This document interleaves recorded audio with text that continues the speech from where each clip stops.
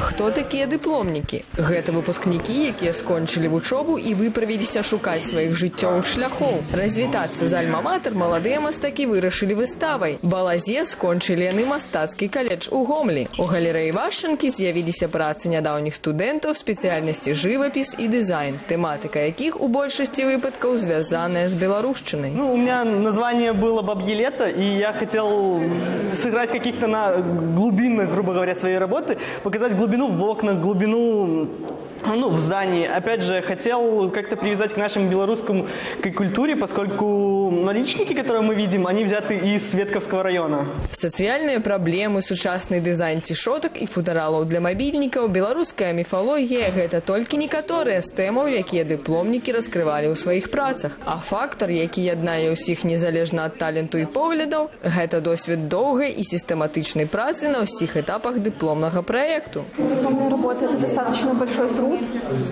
Требует много времени, усилий. Это, как правило, большая подготовка на этапе эскизов, одобрения. То есть чаще всего делать достаточно много тем.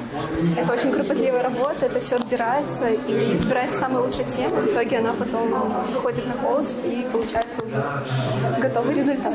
На адкрыццё выставы мастакоў-выпускнікоў традыцыйна завітваюць і зусім новыя студэнты. Разглядаючы сёння працы калегаў, яны праз некалькі гадоў гэтаксама прапануюць сваё, будзем спадзявацца, свежае і бескампраміснае бачанне рэчаіснасці. Ганна Вашчанка, Белсат.